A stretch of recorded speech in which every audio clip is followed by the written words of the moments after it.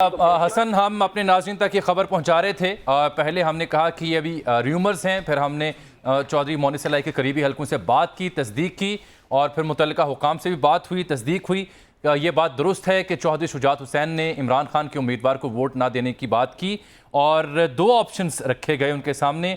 अगर परवेज़ इलाही हुकूमत के उम्मीदवार बने तो नून लीग, पीपल्स पार्टी और काफ लीग के अरकान उनको वोट देकर वज़ीर आला मुंतखब कर लेंगे, और अगर परवेज़ इलाही इमरान खान के उम्मीदवार हैं तो काफ लीग उनको वोट नहीं देगी।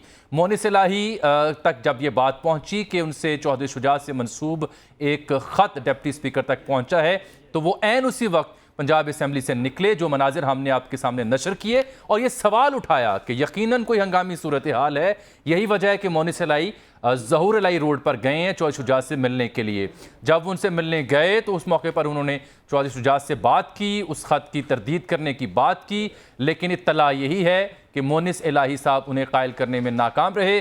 फिर उनसे मंसूब एक बयान नशर हुआ कि मैं भी हार गया, इमरान खान भी हार गए, जरदारी साहब जीत गए। उसके बाद बदस्तूर हम मोनिस इलाही साहब से रब्ता करने की कोशिश कर रहे हैं, उनके नंबर्स फ़िलहाल स्विच्ड ऑफ हैं, और इम्कान यही है कि चौधरी शुजात हुसैन साहब के इस बयान और इस मुबैना ख़त के बाद काफ लीग शायद पीटीआई के उम्मीदवार या काफ लीग के उम्मीदवार को वोट ना दे।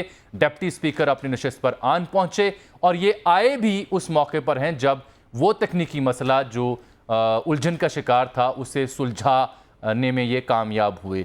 इस बीच खबर आई कि डिप्टी स्पीकर ने उस ख़त के हवाले से चौधरी शुजात से रब्ता किया ताकि उसकी तस्दीक हो सके। क्या आसिफ अली जरदारी ने बाजी पलट दी? इसका ऐलान कुछ ही देर बाद होने जा रहा है। ज़राए बता रहे हैं कि चौधरी शुजात हुसैन ने ख़त लिखने की तस्दीक कर दी है।